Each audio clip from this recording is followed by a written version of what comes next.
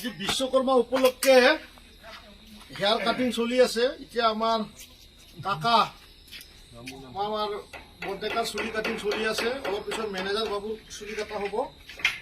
আজি ৰাতিপুৱাৰ পৰা 8 জন মানুহৰ চুলি কাটা হল।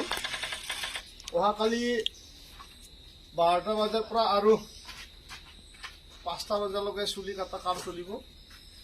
আমাৰ মুছলপুৰ সমষ্টিৰ আমার বন্ধুসকল আহি পেলাই মোর হাতেৰে চুলি কাটাব পাৰে। পইচা নালাগে, ফ্ৰী হ'ব।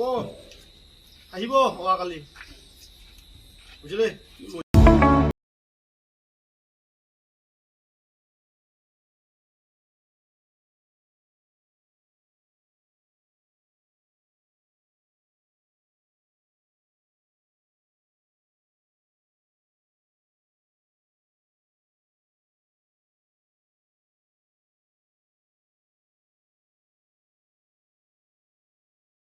आङो निउर'थेरापिस्ट बङाइगाव सापागुरि बेंटल गेटआव बाहाय बे आं निउर'थेरापि होनाय मोनसे थेरापिस्टखौ आं सालायो।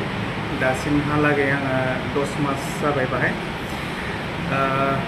10 मासनि गेजेराव गोबां मानसियानो माने बेबायदि हामनानै थांनायखौ थांबाय, मोजां मोनबाय। सोरहाबा पेरालाइज, सोरहाबा बेबायदिनो सिनस्रि सानायफोर, सेटिका जानायफोर, सार्भाइकेलनि प्रब्लेम बा हान्थु सानाय, एंगल सानायफोर, टेनिस एल्ब'फोर, माइग्रेनफोर, नैबेफोर बेमारफ्रा हामनानै थांबाय। सिनस्रियाव सानाय जादों बेनो ओरै आथिं फारसे थांनानै थाफ्लि गंसेयाव सागाबाय थायो आरो। मैया नाजाफैदोंमोन नालाय, दा एसे मोजां दं आरो। दोनथ'ला माइनो फ्रि दा मोजां मोनबाय आरोना? औ, एसे मोजां दं। आं सिनस्रि सानाय जादोंमोन फार्स्टआव। सिनस्रि सानाय जानानै थाबायनो हायि जादोंमोन। 1 सप्तायानो जाबायमोन। खामानि जादोंमोन, दा बेयाव फैनानै माने थाबायनो हाबाय।